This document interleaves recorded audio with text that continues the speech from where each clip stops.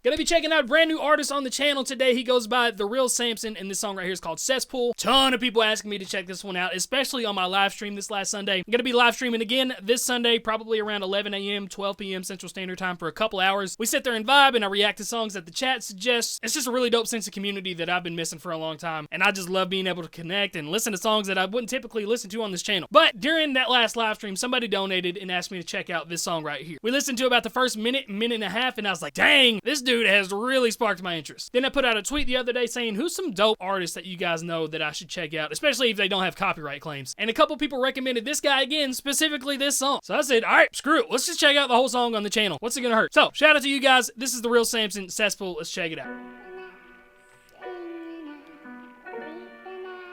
Little bit of a piano build up.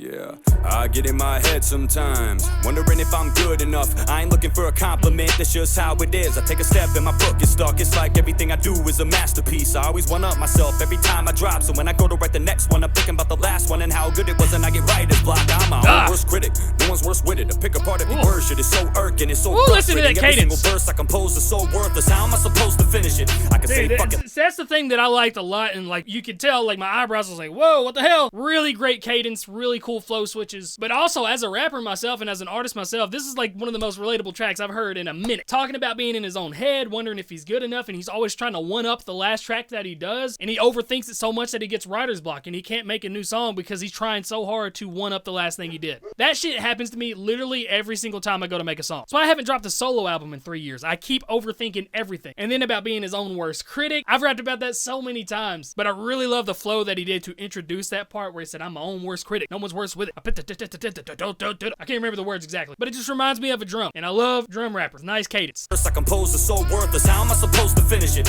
I can say fuck it like a lot of these cats and give you quantity over quality and call it a rap, but stand back and watch it fall down flat, cause y'all they used to me giving my all, not having. If I did, I wouldn't be this big. It's the blood and the sweat that got me this gig. I get tons of respect, but it doesn't mean shit if it doesn't connect. Those rhyme schemes, man, that cadence is sick. Me indecent, I'm different, I'm someone you don't want to start beef with a shit with a nothing. Everything is down to a science, from the words that I spit to the beat that I pick, to the look in my motherfucking eyes, you can stare into them. You see a man who doesn't care who views them. I don't give a damn if you share my music as long as I think it's dope. I don't compare it to another rapper. I'll never beg for a billboard. I got skills that these little bastards are kill for, but I still get stuck. Shit starts building up till I'm filled with doubt, and I can't seem to filter it out. I can't figure it out. Bro, that dude did not blink the entire time. That's kind of dope. So yeah, that was the part that I heard on my live stream and has caused me to react to this entire thing. And a big reason why is because this guy reminds me of myself so much. And I'm not necessarily talking about rap-wise, like this dude raps like me, he sounds like me. I'm talking about the ambition that he has and the purpose that he has. Like you can see it in his eyes, you can hear it in his voice, the passion that he has for his craft and for his music. Talking about putting everything down to a science, from the words that he puts, the rhyme schemes, the beats, everything is constructed purposefully. And that is exactly how I make my music. So I just hope and pray that it doesn't absolutely wear him down like it has for me over the last 2 to 3 years. Because those first, 3 to 5 years that I was on YouTube, I was freaking relentless. I was dropping song after song with just meticulously crafted verses, amplified rhyme schemes, trying to do all these different cadences and flows and be different than everybody else. And it mentally fatigued me to where I couldn't drop any music for a while. Like I said, I just hope it doesn't happen to him, because I can hear it and I love the ambition.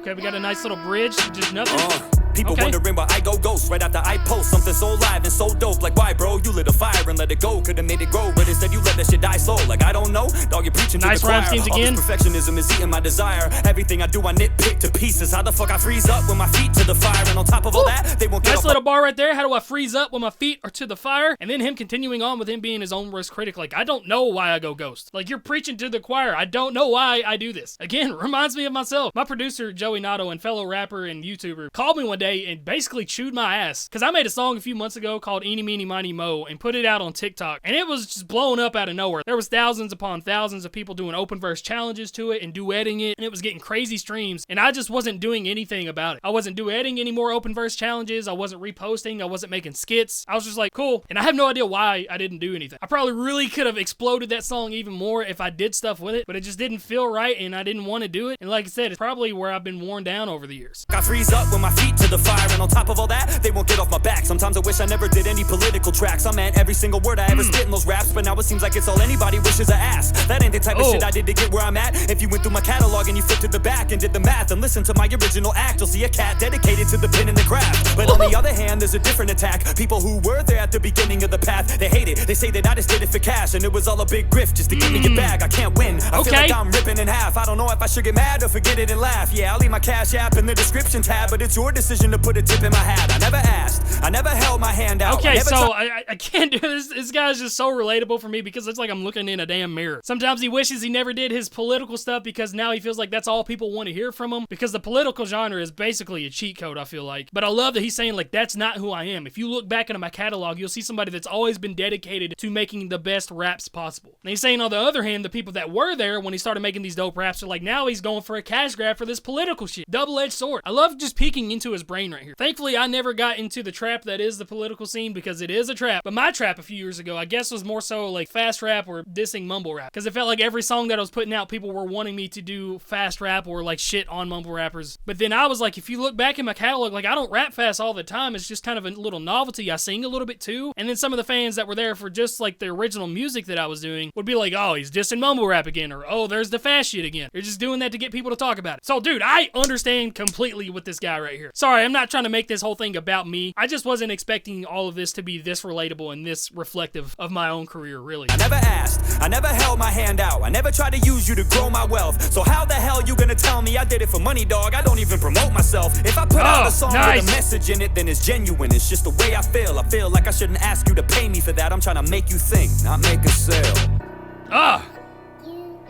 Damn, dude, he's really in it.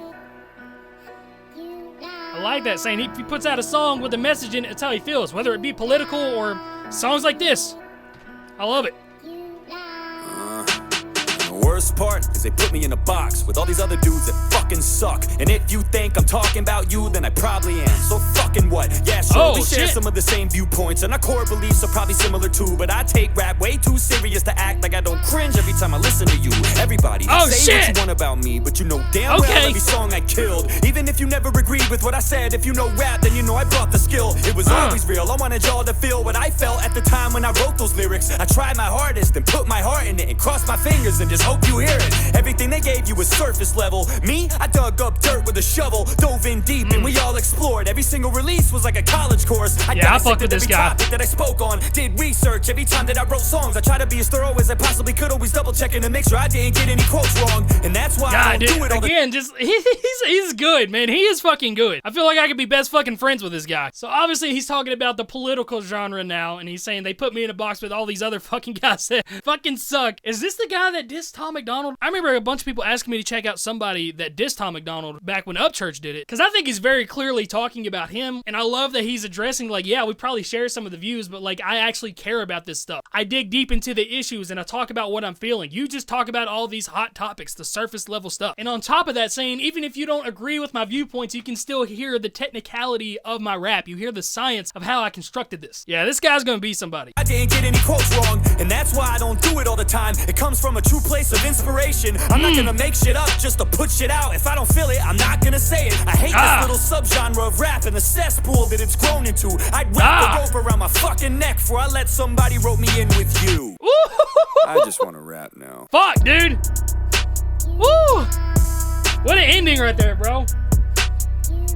Alright, this guy's the real deal. Kudos to this guy for standing up what he believes in, man. 100% shots at Tom MacDonald. Hates the subgenre of rap. That's why he doesn't rap about this shit all the time, because he only raps what he feels, and he's not thinking politically all the fucking time. I just fuck with this guy heavily now. Y'all go show some love on this original video. Please let him know that I sent you, and I definitely would love to try to keep up with him. But that's it for this video. Hopefully you guys enjoyed, and if you got any other recommendations for me to check out, please drop them down low in the description, especially if it's copyright-free artists. I'm way more inclined to check out guys that are copyright-free. I don't even know if this one one is copyright free. Some people said it was, but even if it's not, I'm glad I checked it out. But alright, that's it. Love you guys. I'll see you in the next video. This is my music if you want to check me out. This is actually the song that I talked about that was blown up on TikTok that I never promoted. We'll promote it now. Bye. Eeny, meeny, miny, mo. I catch a hater by his toe and hang him high up in the sky until he cries to stop the jokes. I be catching bullets like Houdini, but I'll never fold, cause I be getting stronger with every shot like a cortisone. People wanna talk like I'm a fictional person, like I will pull up to your crib like a shepherd and get to hurting. What the fuck did you say? You didn't mean it? Okay, there for a second I thought you really wanted to dig a grave. You're just turning the